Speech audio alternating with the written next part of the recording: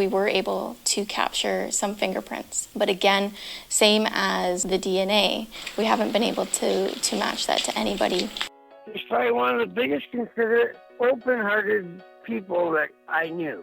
But, you know, honestly, he had an addiction too, right? At the writing, we can talk. There's a possibility here that there were childhood traumas. We're trying to turn every stone to find evidence. This is Genevieve Germain, host of True Crime Real Time. Join me on a bi-weekly dive into the lives of the missing and murdered, available wherever you listen to your podcasts.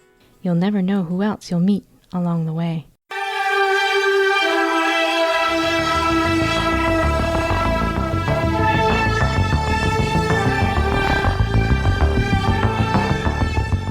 It's gonna be okay, Curtis.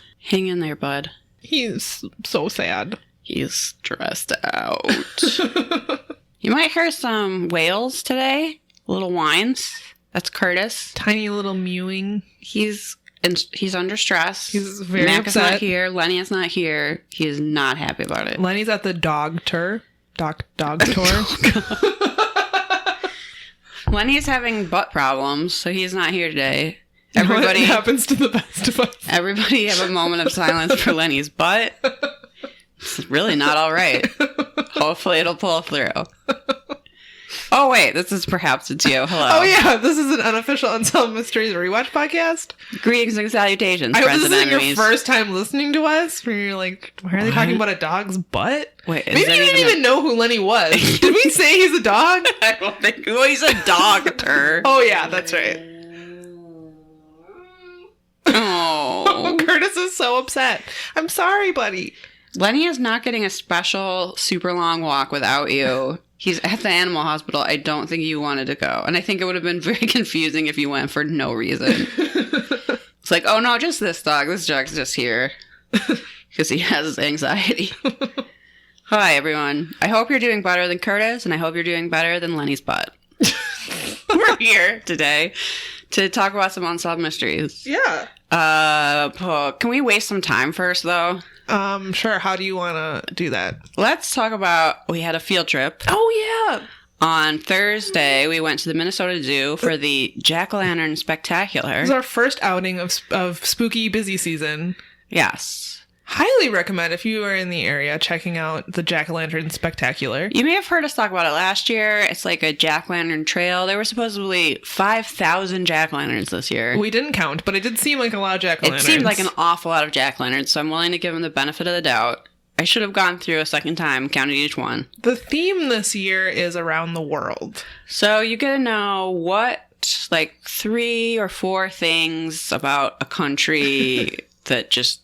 like white Americans know. It's like Spain. Oh yeah, they have dancing there and Picasso. And a bull running through the street. Yeah, done. Spain. That's all you need to know. Italy, they have espresso and a dog eating spaghetti and maybe like, I don't even remember, a gondola. It was a very enjoyable time. Yeah, we got some hot cider, walked through the pumpkin trail. Very important. Hot cider situation has improved from last year. I didn't go last year, but I heard that the hot cider was quite a disappointment. It was just that packet kind. And if you're like outside on the cold fall day, you don't want that. No, That's the stuff you make in like a work kitchen because you can't have any more coffee. Right.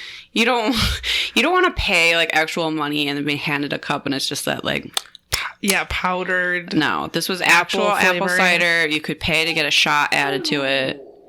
Highly recommend. It was really good. To make your walk through 5,000 jack-o'-lanterns stacked in various artful ways. Uh-huh. If you get there a little bit early, you can see part of the zoo. Not most of the zoo. No, most of the zoo's closed. Yeah, you can see like the aquariums. This and is stuff. like clearly a money-making thing for them to like bring in people who...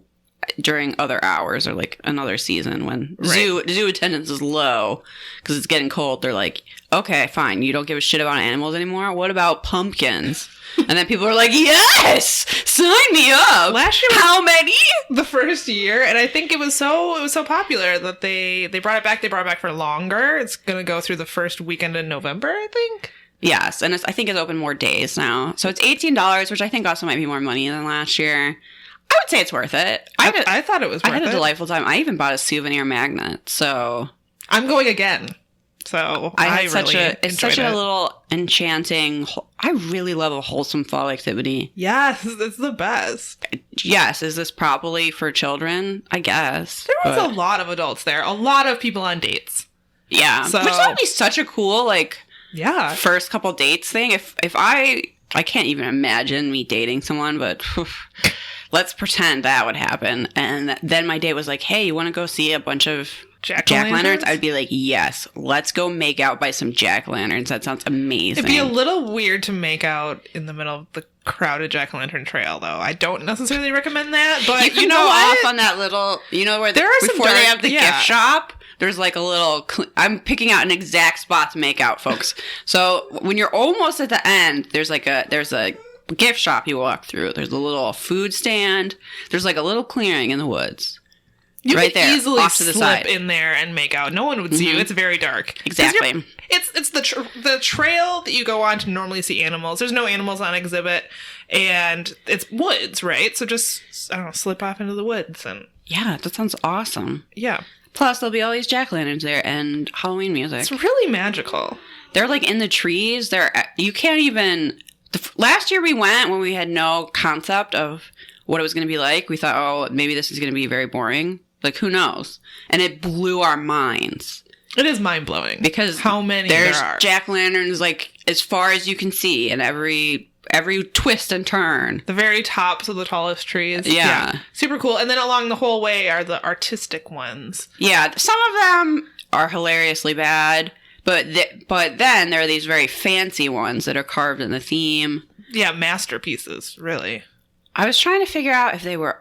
There's a lot of logistics to this, that if someone at the zoo wants to talk to us... Come on to the podcast and do an interview. How these all get carved in such a short period of time. Like, where are these coming from? Who is doing all this carving? I know artists do, like, the fancy ones, but then all of the other jack-o'-lanterns, someone has to carve those. It's very clear that a few of them are probably carved by children, so I'm sure they, like, I don't know, maybe had local an activity. schools or programs, or maybe they do it at the zoo. I'm not sure.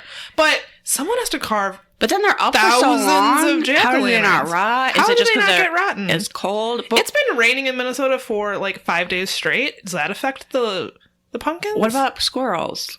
Do the squirrels eat them? What do the animals think of them? So do they many close questions. that part of the trail during the day? Can you go down that area I have no idea. and see the animals? I don't. It sort of seems like it's just closed off for the pumpkin thing. There's no way they could take all those pumpkins down every day. No. So it has to Absolutely stay not. up.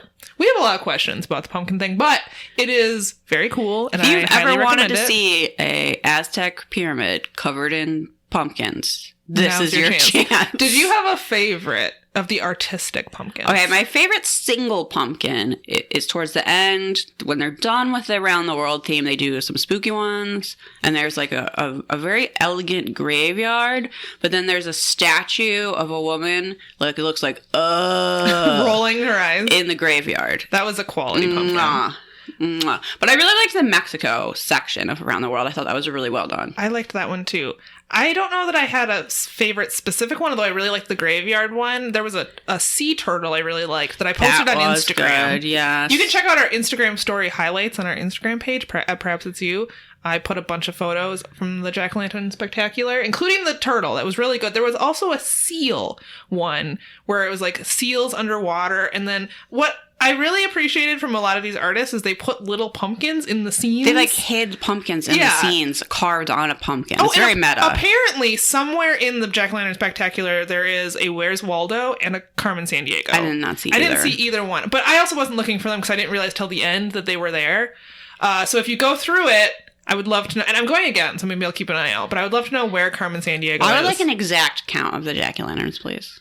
Oh, well, 5,000, right? No, I want you to check. Oh, you want me to count? Yes. Okay. Okay. And then if it's 4,999, you have to demand your money back. There was a pumpkin with a fantastic mustache, but unfortunately, it was too high in a tree to get a good photo. Yeah, it kind of looks like the Lorax. Yes.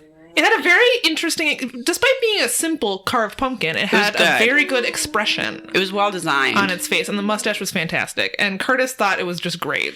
Curtis is like, why aren't you paying attention to me? And the fact that Mac's not here. A tragedy. This is the worst day of Curtis's life. He'll come back, my friend. I mean, we're here. We're perfectly good, too. He doesn't give a shit about us. No, he doesn't. Okay, so that's the fall update. Yeah. Were there any other updates? I don't think so. This episode of Unsolved Mysteries feels real short. It felt short. It wasn't terrible. But it wasn't the best either. Let's do a little candy tasting. Oh, all right. So last week we tasted some pumpkin pie M&Ms. This week I picked up pumpkin pie Kit Kats. Oh.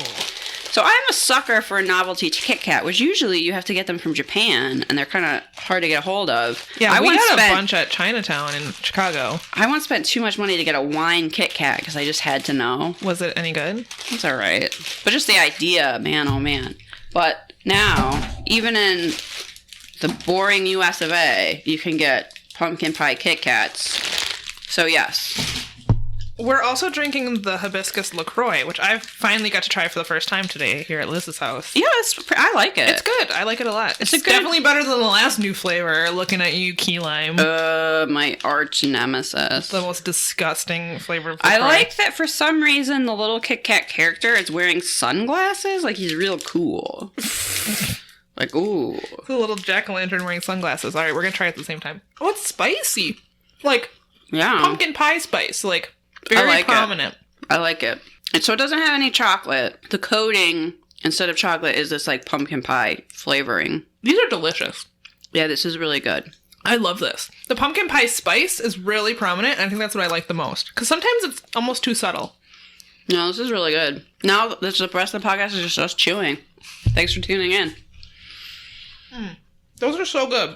Okay, I thought I was going to bring the rest of those, because I just bought like a Halloween trick-or-treat size bag. That's how they came. I thought I was going to bring the rest of those to the acupuncture clinic to, like, you know, give to people, like trick-or-treating. But I think you need to keep those. They're pretty good, so that might not be happening. We're going to watch some spooky movies tonight, and I think those might be gone by the end of the night. Yum, yum, yum, yum, yum. Okay. Patreon money well spent. I think I have the first mystery today. Yeah, so this is season 4, episode 14. It just feels so short to me. Only 3 mysteries. We've had 4 mysteries in, I think, every episode of the season so far, so... That must be why. I got spoiled. We start with a Minnesota mystery. Yeah. This takes place on Lake Superior. So, shout out to that. Hi, Duluth listeners, if you're up there. Yeah. Hope you're staying warm. Hello, Duluth. This is a final appeal. 33-year-old Debbie Race was found dead in Lake Superior wearing a life vest. It was May 12th of 1982. She's found dead. She's dead from hypothermia because it was so cold in the water. She was married to a man named Larry Race. And so the final appeal is Larry Race, who has been convicted of her murder and is saying, he's on Unsolved Mysteries to say, I didn't do it. I shouldn't be in prison. Robert Stack very generously says that Larry Race was convicted of something like allowing his wife to die. Yeah, I'm pretty sure he's convicted of murder. Pretty sure he was convicted of murder. But the segment is skewed slightly in thinking he's innocent, I feel like. They show sort of evidence, like he'll say evidence that's like, this proves I'm innocent, and then you'll hear from someone else that's kind of disputing that. But I feel like the general tone of the segment is that he's been wrongfully convicted. The twist on this, if there is a twist, is that her family thinks he's innocent.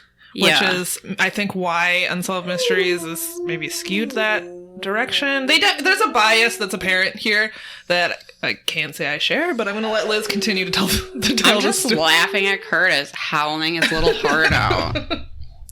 Do you think that he's innocent, Curtis? Are you crying for his innocence, for him to be heard? Oh, my poor baby. Okay, so... yeah, for whatever reason, her parents are thinking that, oh, like, Larry is this really stand-up dude. He's part of the family, and we don't think he could have done it. Oh, my God, Curtis, you're making this so hard. But I feel like if we put you in another room, you're just going to lose your mind. Probably. So, her parents are like, oh, no, Larry couldn't have possibly done it, blah, blah, blah. And their point is that he's convicted on pretty circumstantial evidence, and they feel like the main reason that the jury found him guilty is because he had had a bunch of affairs. Sounds like a lot of affairs. We don't get a number. Yeah, but I'm calling it a bunch because it's not just like the one at the time. It seems like he had several.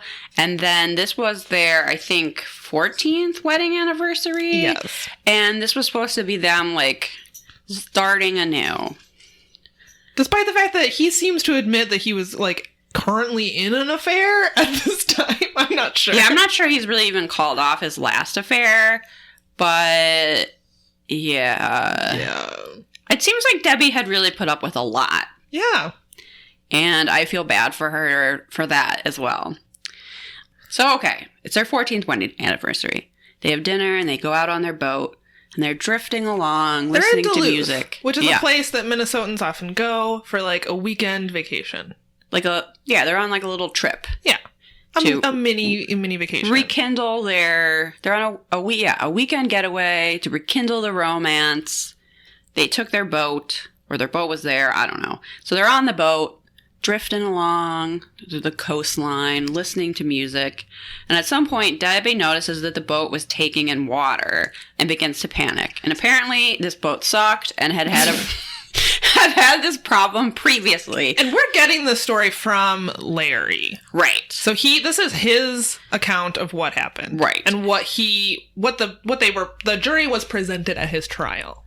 Yes. And Unsolved Mysteries is interviewing him from the Stillwater prison, which Robert Stack says is in Minneapolis. Because Minnesota has two cities, folks, Minneapolis and Duluth. The Stillwater prison, you'd think he'd be in Stillwater. No, it's in Minneapolis. Oh. Which, hilarious. Well, minor detail. Just the location of a place. Just like 45 minutes apart, but... Their boat was called a Jenny Lee after their children, which is an insult to their children because this boat sucked. Look, it was the only boat they had. They didn't have 6, like some people. Well, fair enough, but it had taken on water before, once when Larry was out with their kids and they had to, I don't know, abandon it for the shore. So it starts taking on water. Debbie begins to panic. But they worked together, according to Larry, to get the engine fixed and get the water stopped, and you get a little reenactment of water was like, I don't know, he made it sound like it was taking on water, but water was just like shooting out of the engine and they just had to like screw something down to make it stop. Yeah, he made it sound like there was a hole in the boat or something, but what he described and what they showed in the reenactment was he like lifted the cover off the engine housing or whatever, and it was just squirting water out. Yeah, it didn't really seem like that big a deal. Yeah, it wasn't like the boat wasn't going down. Right. But they do need the engine to get back to shore. So the problem is that now they couldn't get the boat started. And supposedly Debbie, because she's in a panic, wanted to immediately get off the boat because they couldn't get it to start. Yeah. Which is a little bit weird that they wouldn't just like... stay on the boat? Wait a little bit longer and try it again. Like... I, as you can probably tell from me stumbling through this, I don't know anything about boats. I've been on, boats a handful of times in my life. My family doesn't own a boat. But I would be like, oh, it's not working. I'm going to try again in a minute. What makes no sense right? about this entire thing. Yes. So, okay, I realize that Unsolved Mysteries is produced in Hollywood or whatever. I don't know that the makers of the show were out on their boat every weekend like people are in Minnesota. And I don't know much about boats myself, but I feel like I know enough about boats that, like, it wasn't sinking. Right. Like, yeah, Lake Superior is like a small ocean. I don't want to be dead in the water in Lake Superior either, but where I really want to be less is on a tiny little raft on Lake Superior. Right. Supposedly because they couldn't get the boat started immediately, even though they just fixed the engine that was taking in water and maybe, like, I don't know, needed a second. That's a very, like, scientific boat term, but... She apparently demanded he blow up the raft, and then... Or she demanded to get off the boat. And his solution was that they get in the raft. And he was like, even though it was a 2-person raft, there was only room for 1. Okay. But they had 2 rafts, but the first one had holes in it, so they had to throw that overboard. He literally just tossed it into the water. You won't need that for any purpose. According to Unsolved Mysteries. And so they blow up the second one, and his idea was that Debbie, in her life vest, is going to sit in the raft, and because he's such a strong swimmer, Which he makes a point of like pointing out like how strong he is in this story about how he didn't commit murder. Okay. That he's going to put on a wetsuit and like swim the raft to shore, which is not close. Yeah, I don't think they were in the middle of Lake Superior, but they were not near the shoreline. I don't think they could, big ass lake. I'm not even sure they could see the shoreline. No, so I don't really understand this at all. Like, they also say that they had flares, so just stay in your boat. From what I could tell, it was not sinking. They had an engine issue, and just because the engine doesn't start doesn't mean you jump off the boat. No. It was much safer to stay on the boat. He's clearly trying to blame her for panicking.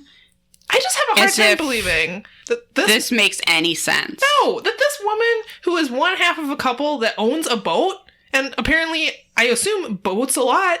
They live in Minnesota. If you have a boat, you're probably out there every weekend. That she would panic because they couldn't start the boat? Just sit in the boat. Someone's gonna come along. Like, there's no way you're warmer on this little raft wearing a life vest than you are staying on the dry boat. If the boat was going down, I can see getting into the life raft.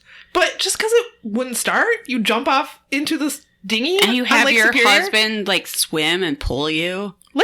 And he's like, oh, I did this before with my kids. It would be fine. I was like, well, clearly you were closer to shore or something. Smaller lake. Lake Superior is like a small ocean. There are waves that can capsize ships. Big ships sink on Lake Superior. You don't want to be on a little raft. Right. When you have a perfectly good boat that's going to do the same thing, which is just float there. This is a lake you can see from space. Like, this isn't just a pond. No. So I'm highly suspicious of his story. And I was waiting for someone in the segment, because they interview the prosecutor, or I was waiting for someone to be like, this makes no sense. Why would you do this? Well, I think it's because he is trying to paint her as this irrational woman. Oh, yeah. I understand why his story is weird. Yeah, true. That there's this minor problem, and she completely freaked out and demanded to get off the boat, and so this was the best worst solution, given what a loon she is. He was also incredibly... You're right, because he kept saying things like, I made a mistake, I shouldn't have listened to her, I shouldn't have given in to her panic and allowed her to get off the boat. Right, he's blaming her for her death. Yeah. So, supposedly what happens is he's swimming out there. Obviously, his hands get cold because the water is freezing. He's not able to, like, hold on to the raft anymore. So he sees some lights and is like, I'm going to swim that way. You head towards shore. One of us will be able to get help. This is the dumbest plan ever.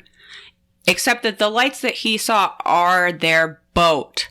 So he literally just swims, which I swear he knew.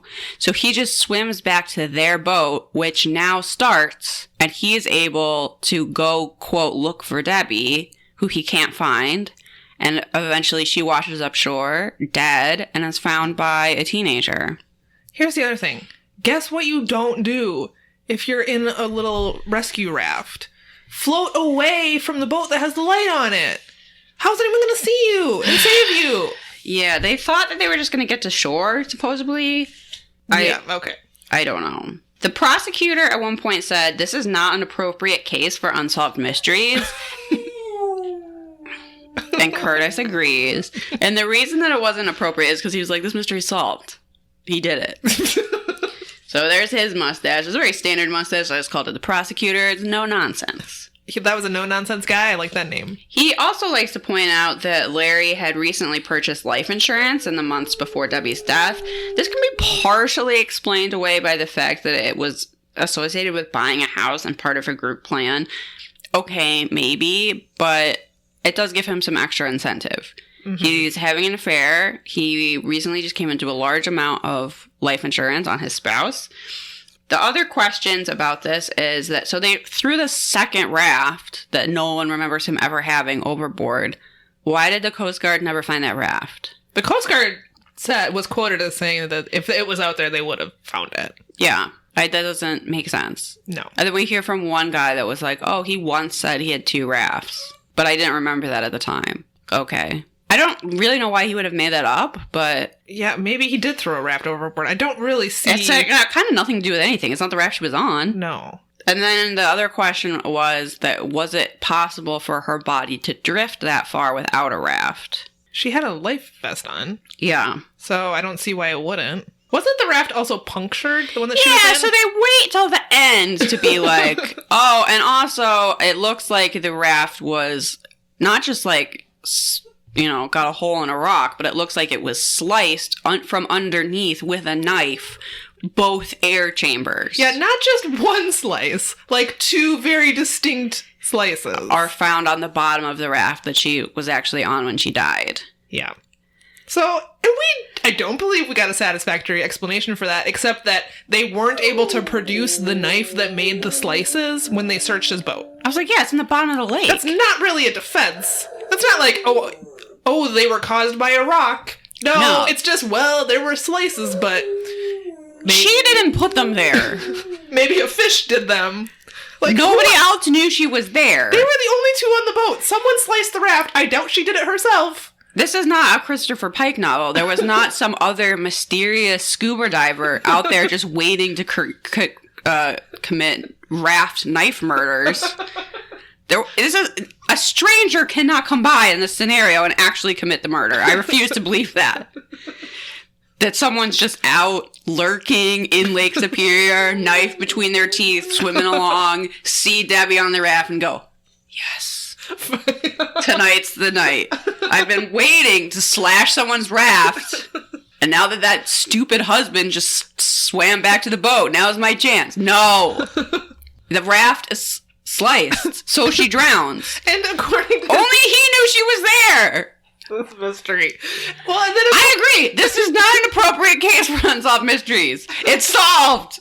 The other thing is, as soon as he... Did you say this already? As soon as he got back to the boat, he was suddenly able to start it. It was fine. And I was like, yeah, I bet that would have been true if you had also just waited 5 minutes. You know how if your computer's not working, you just turn it off and you turn it back on and it's probably fine?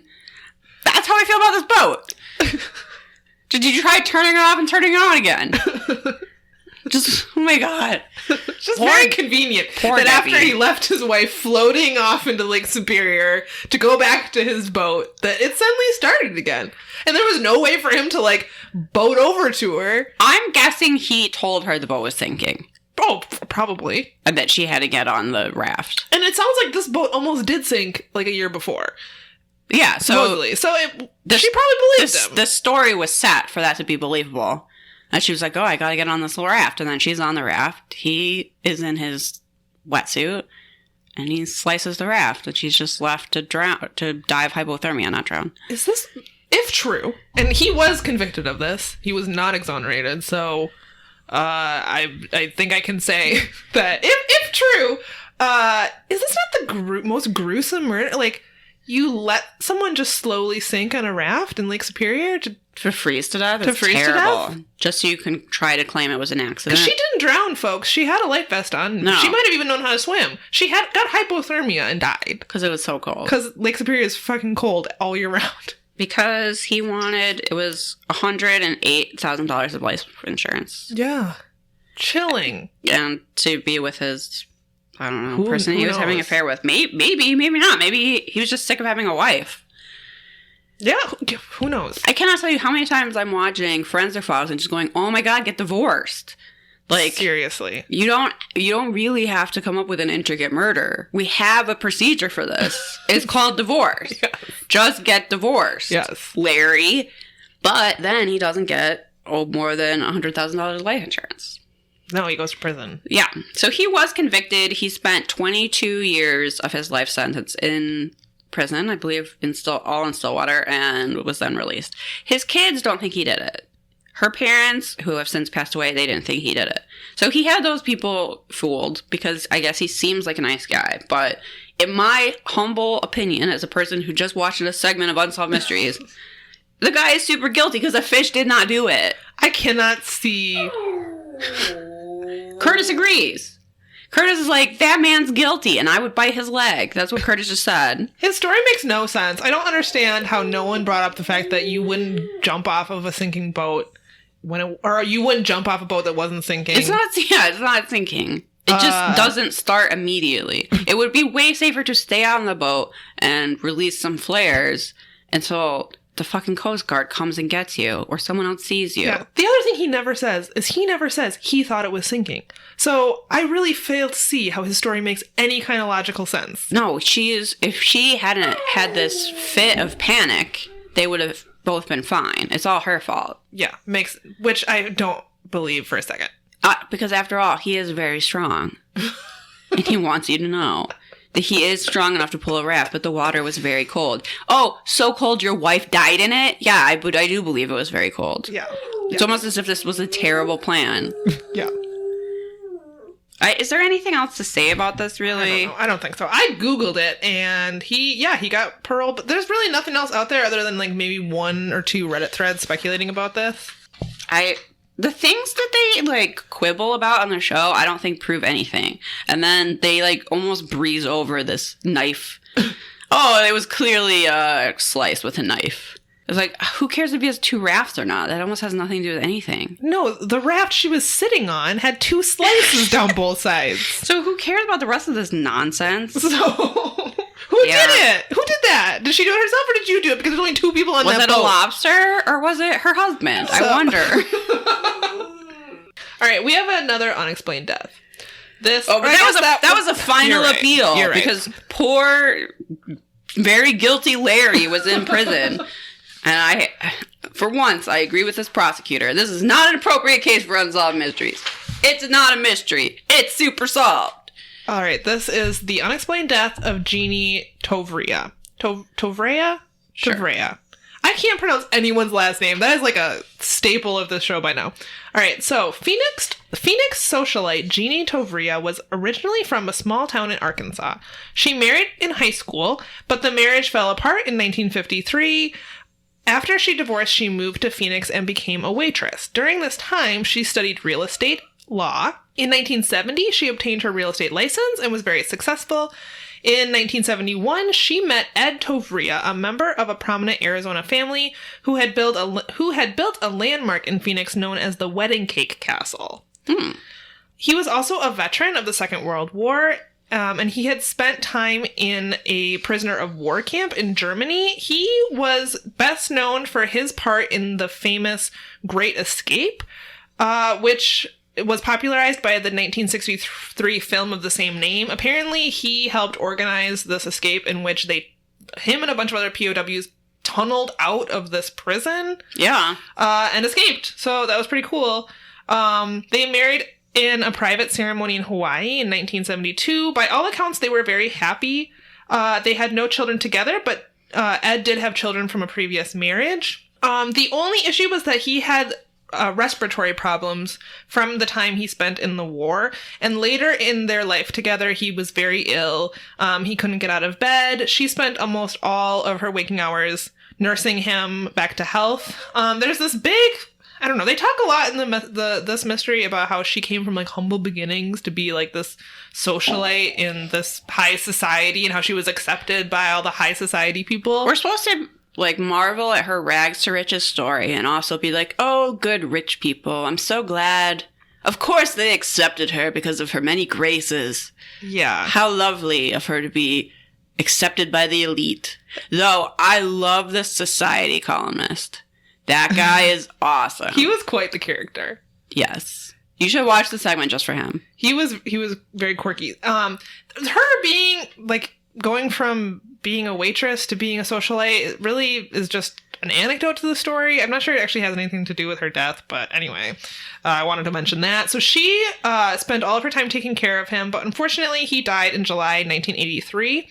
Prior to his death, he had spent much of 1982 in hospice care. And he was worried. So this wasn't in the show, but I found it on Unsolved Mysteries Wiki. Oh. Apparently, he was worried that his children, who didn't like Jeannie and didn't like the fact that he had remarried, were going to try and like fight her for his estate. They really didn't mention that in Unsolved Mysteries. That's super weird because they actually like everyone loved her. Well, I think everyone in, like, their social circle loved her. Well, that's kind of really important, Unsolved Mysteries. But for some reason, Unsolved Mysteries danced around this issue of his children really disliking her. And you can find more information about this if you Google the case. We'll get to more about that later. But Unsolved Mysteries, the only thing they mentioned was briefly when they showed the reenactment of her taking care of him in bed.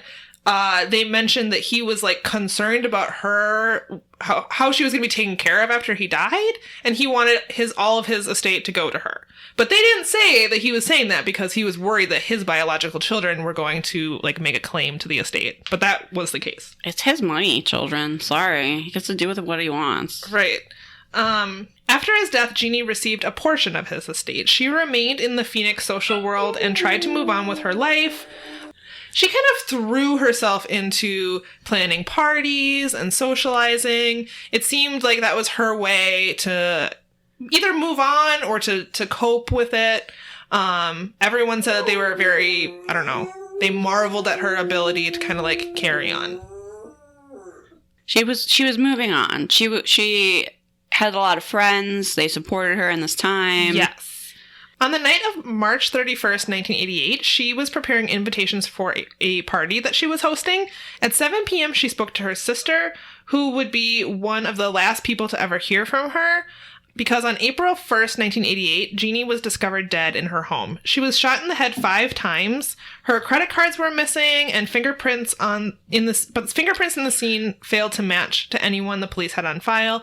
It sort of looked like a robbery. There was things strewn about. But it looks like a fake robbery. Yeah, it looked like it was just a little bit too convenient, things that were tossed about. And her credit cards were never used anywhere. And they just tossed around her, like, cheap costume jewelry and left her, like, good jewelry alone. Right. So here's my tip, criminals. If you're faking a robbery... Take the good stuff? Yeah, like, actually do the robbery part, maybe? Don't just...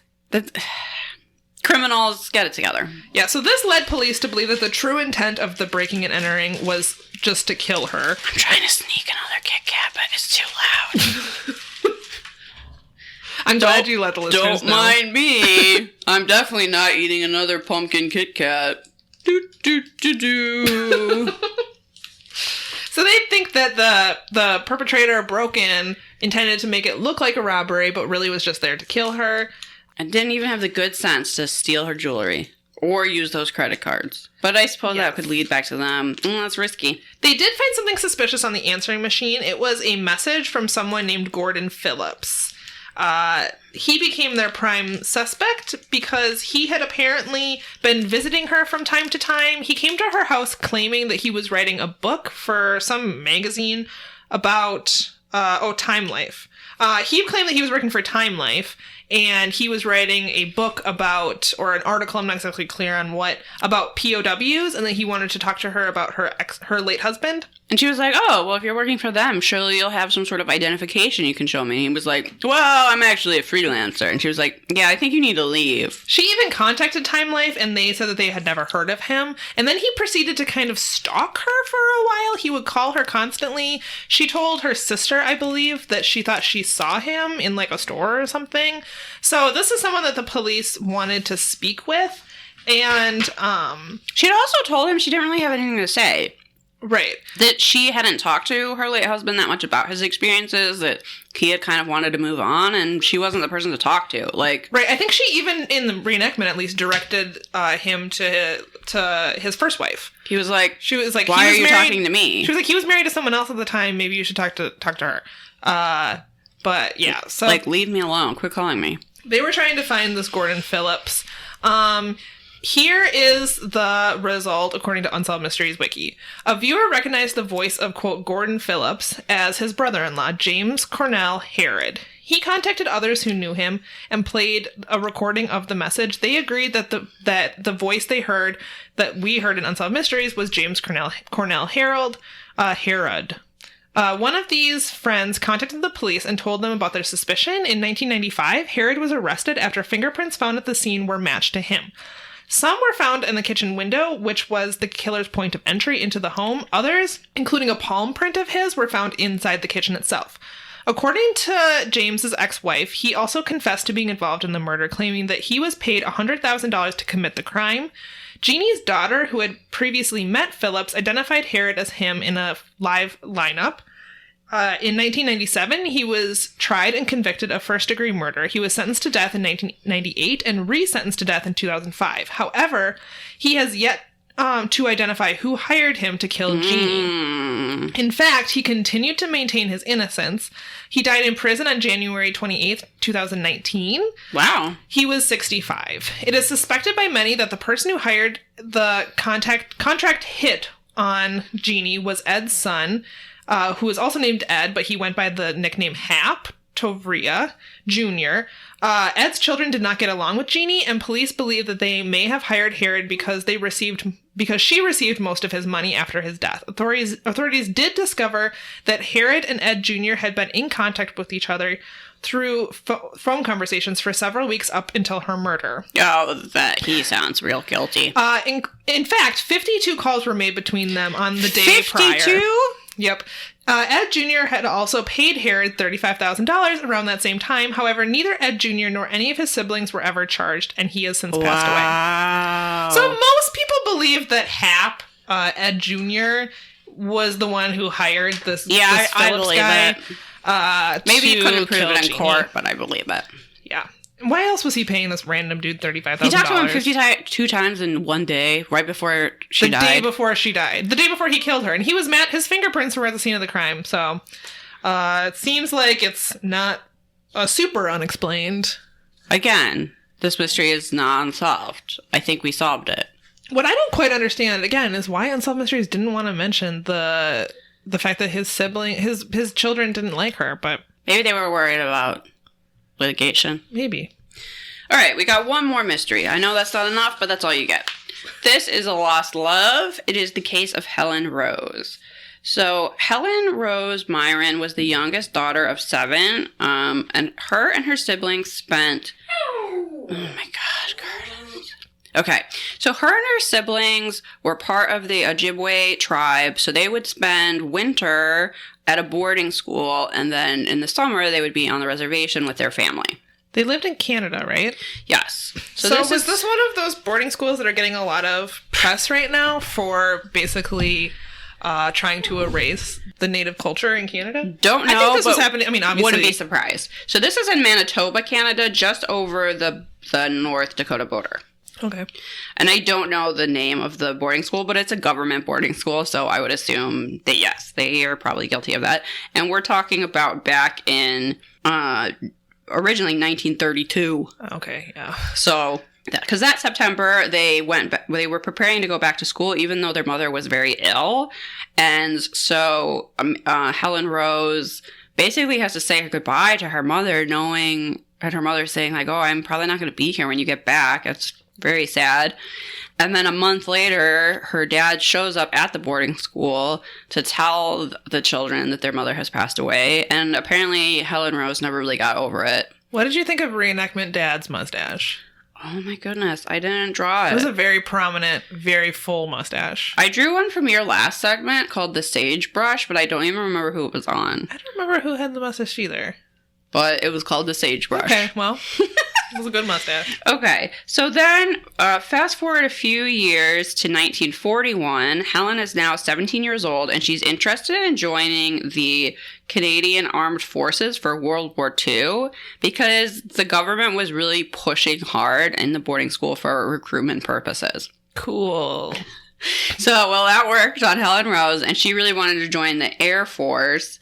Wanted to go fight some Nazis. I don't know. Anyway, that's it's what she wanted. It's what she wanted. So, because she was only 17 and not 18, she needed to get parental permission to sign up for the Air Force. So she goes home to her dad and gives him the paper to sign, and he was like, I'm not signing this.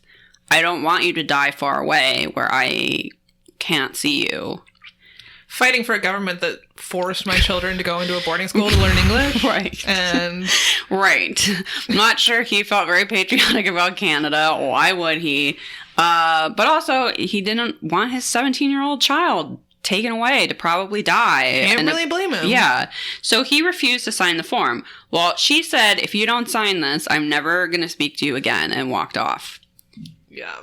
17. That man. was it. Yeah. She stuck to that. She spent that night at her aunt's house, left the next day, and never saw her family again. Her entire family. So this segment is filmed 50 years later for her family members going, you know what, it's been a long time. Maybe we need to put this grudge behind us. Helen Rose, if you're out there, look. Dad's already died years ago. This was your beef with him. Like, come and see us. We don't really care if you join the Air Force or not. Actually, they said that, so it wasn't common for people in their community to join the military. I think it was kind of, I mean, if you think of it as a good thing, she's a trailblazer in that way. Well, her brother-in-law said that, looking back on it with the benefit of hindsight, he thinks that people in the community would have been proud of her. And that if her dad had just signed the paper, then maybe things would have turned out differently. Right. So, I mean, obviously this is 50 years later. They do have the benefit of hindsight, but time to move on. Right. The last time she's seen is 2 years after she left to join the military. Her brother-in-law saw her at a general store near their house. And I don't know, she was, in the reenactment at least, she was in uniform and she seemed to be doing well. And he's like, oh, your father's across the street. Let me go get him. So he ran to go get her father. Her father was apparently perfectly willing to come talk to her. But by the time they got back, Helen Rose is split. Yeah. She doesn't want anything to do with her father. He didn't respect her wishes or her autonomy, so she was out. 16 years after that, her father passed away, having never made peace with her. Her family at the time of filming this segment had grown to 150 people, and they did want to have contact with her, and if she had passed on, they wanted to properly honor her in the traditions of their tribe. And the good news is that thanks to a viewer's tip, Helen Rose was found to be living in Westchester, New York, where she had been living since 1986. Her daughter and granddaughter were put in contact with Helen's siblings, and they made arrangements for a reunion. Sadly, we don't get to see a reunion on this Love Slow segment. That was disappointing. So I guess her siblings have since, to present day have passed away, but she remained in contact with them until their deaths. So it did reunite them. I liked that 50 years passed and they were like, it's long enough. We don't need to hold these grudges anymore. I was like, that's a really long time. It's an impressively long time. That is an impressively long grudge, but I'm glad they were reunited. I'm glad she hadn't passed away. Yeah. So it's Curtis. Are you happy for Helen Rose? Made it back from the war. We don't really know that much more about her. It seems like she didn't really want to be involved with this segment, but it did get her back in touch with her family. Yeah, for The Lost Love, I really want to see the reunion, but I still like A Lost Love. Yeah, I like to get a little different story. This one's a little different than we've had before. Yeah, even though it does involve a war, it's still a little bit of a different story. Uh-huh. Because there's none of that missing in action crap for once. Oh, yeah. Okay, that's the end, folks. That's it. Light on content, Unsolved Mysteries. The first mystery is long. The Lake Superior mystery is we get an unnecessary update that fills some airtime. So okay, let's rate it. All right, mysteriousness. Not very mysterious at all. Actually, really. Everything's solved. Everything is pretty solved. The only thing I can say about mysteriousness is in the middle mystery. At the time it aired, it seems like it was pretty mysterious, but it's super not mysterious because it was probably just his son. Right. So thumbs down? Thumbs down, I say. Thumbs down. Reenactments? Who did they hire to be the actors and actresses in your last mystery? Because they were terrible. They were really bad.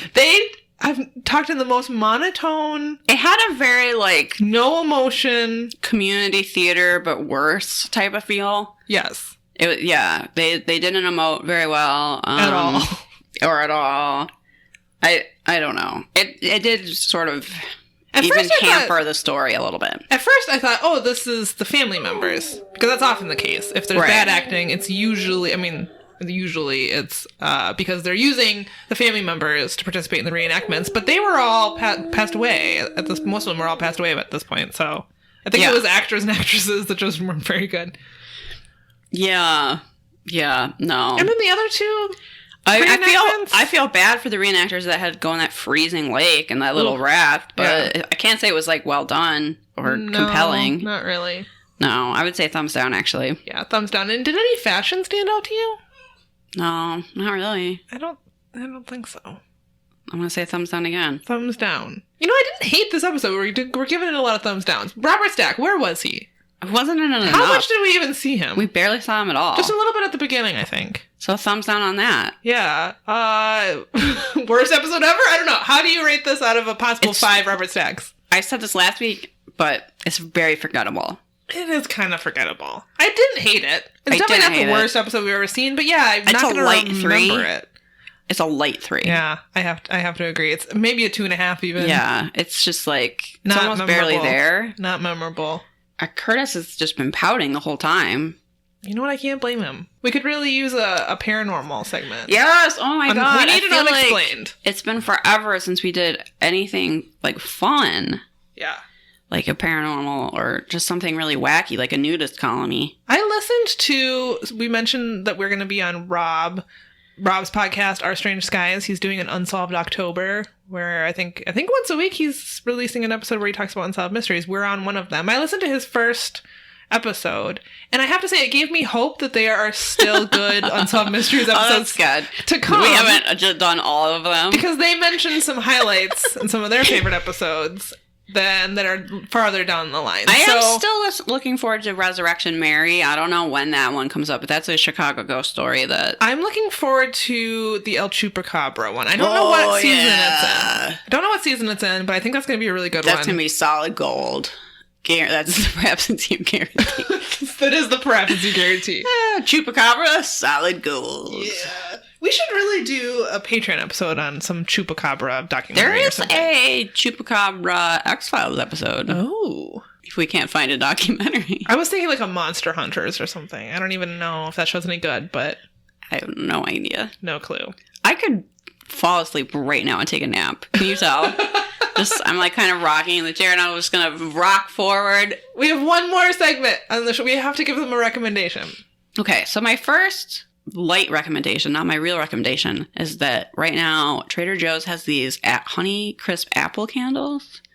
Oh. They smell fucking amazing. They really smell like an apple. Wow. And they're like $4. I've been very disappointed in the Marshalls/Home Goods candles this year, so I might need to make a trip to Trader Joe's. I know Samantha's been on the hunt for a decent pumpkin candle and it's coming up short. Can't find any pumpkin They're candle all too I like. complicated. They're way too complicated. I found pumpkin waffles, pumpkin cupcakes, pumpkin... They assumed that everybody else was lattes. doing the regular pumpkin. Just want a pumpkin spice candle.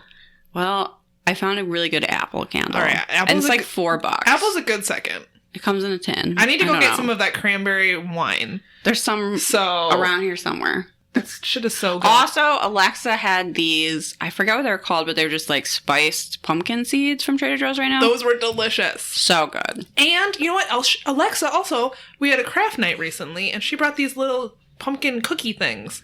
They're like like Oreo style. They had 2 cookies with the cream in the middle.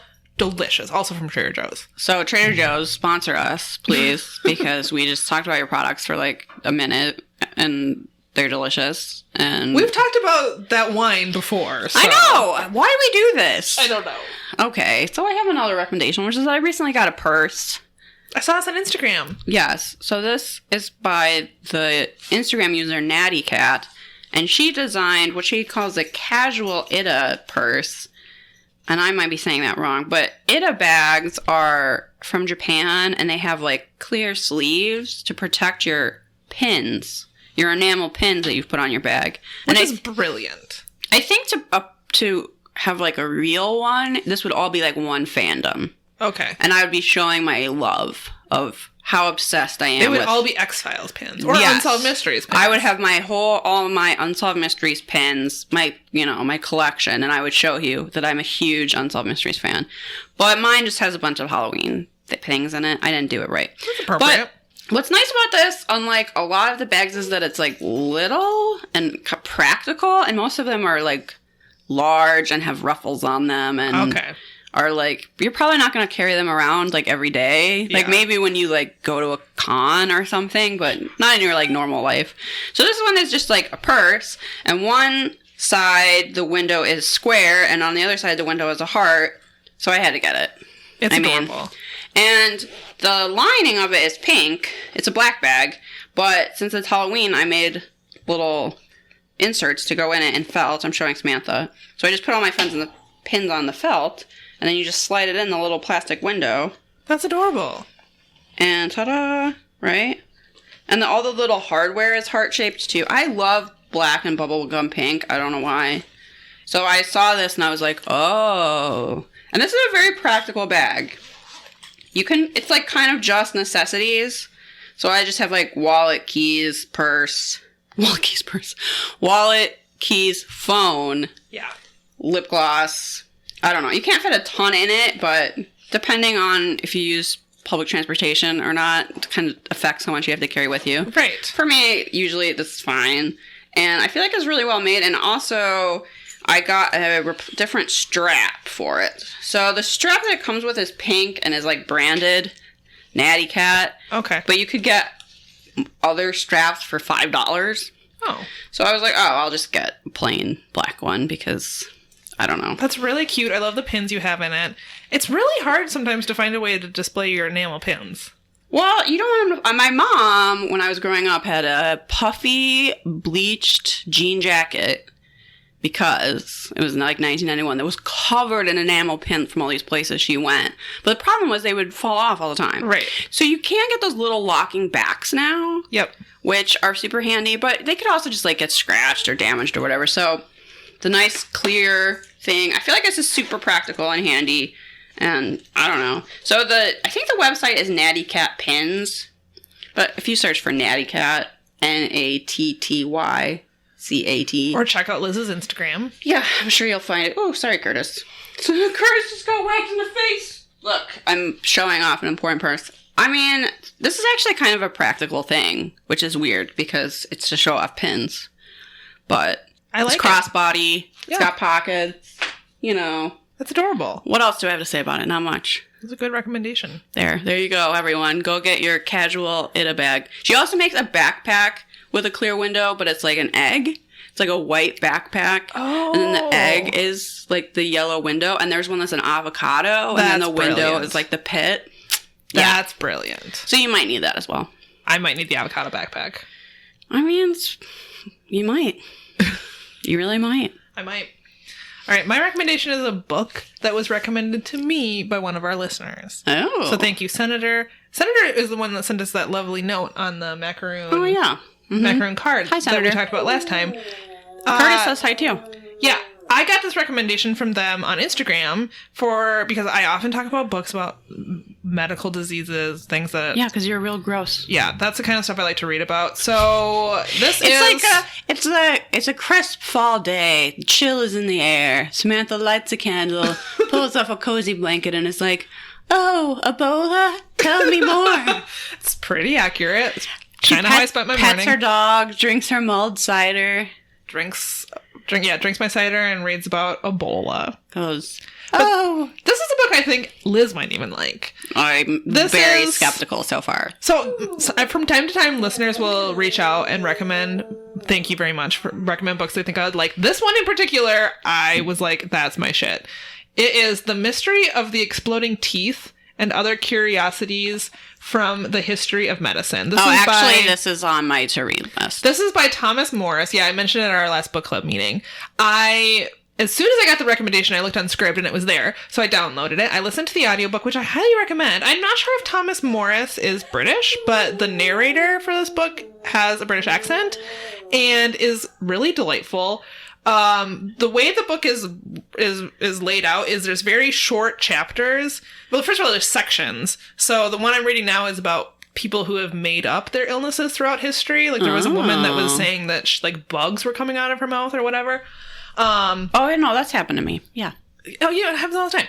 So there'll be that section, and then there's shorter chapters about each individual case. This book is very well researched, and it includes a lot of word-for-word accounts from... Typically, what it is it's a very old-timey doctor who has seen some sort of medical oddity or participated in trying to cure someone's weird ailment, and then has written about it in like a medical journal or a newspaper or something. And so the book includes word for word accounts.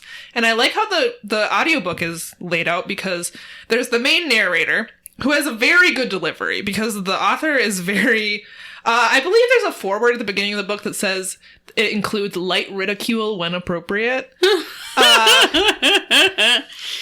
So does this podcast. I know. We should have that disclaimer at the beginning of every episode. Yes. Like the first, I swear, half of this book is half of it is about teenage boys sticking their penises in places that they shouldn't be. Right? So that's like, you kind of have to ridicule that. 200 years ago, a kid sticks his penis in a candlestick. No one's above ridiculing that.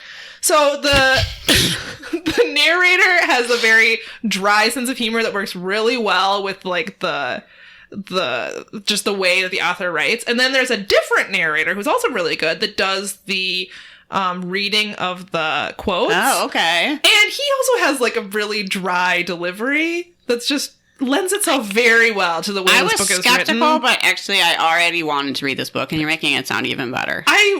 I've been listening to it on my commute. This has been my commute book the last couple of weeks, and I laugh like every time I fire this book up. It's hilarious. It's very fascinating. It's not that gross. I think there was only a couple. I mean, I can skip it. Look, it's a high bar for me because I'm not easily grossed out, but I didn't think it was typical. It was really that gross. So highly recommend. I'm almost done with the book. Really enjoying it. I've been listening to our book club book. Oh, yes. Haunting of Hill House. We're reading The Haunting of Hill House for our October book club meeting this month, and I'm looking forward to it. Never read it before. Are you liking it? Me neither. I am enjoying it so far. I've seen the movie with Vincent Price. Okay. But it's... guess what? The book's a little different. Surprise. I mean, I like the movie with Vincent Price. I was just kind of having a hard time imagining it as like a serious book. Yeah. Because it's so Vincent Pricey. Sure. But... no, I'm actually really enjoying it. I'll update on that later. I only have a few chapters left in this book, and then I want to find some more spooky reads for the month of October. It's kind of the mood I've been in. So if anybody has spooky read recommendations for Samantha, send them my way. You can also follow me on Goodreads. A few of our listeners have done that, and I appreciate getting recommendations on there as well. This would be a great time to go to the Bakken Museum, which is something I recommended once, which is the Electricity Museum in Minneapolis, but it has a whole section about Mary Shelley. Yeah. So that would be kind of cool right about now. Fun spooky outing. In case anybody was looking for something to do. Okay, I think that wraps it up. Let's plug our shit. All right. We've got an Instagram. We got a Twitter. We got a Facebook group. Perhaps it's you. On all those platforms, that's where you can find us. Leave us a 5-star review on iTunes, Apple Podcasts. Yes, and thank you to the person that gave us a 5-star review because we said jag off. I really appreciate it. I feel like my work here is done.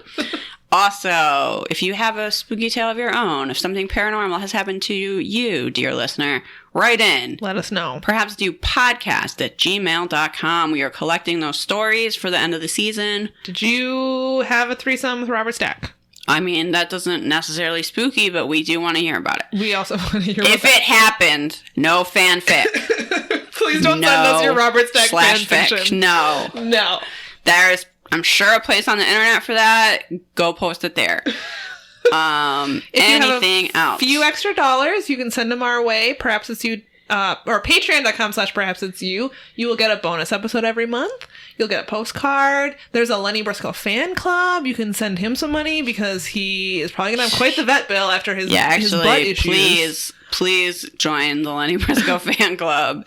He's racking up some bills today. That's patreon.com/perhaps it's you.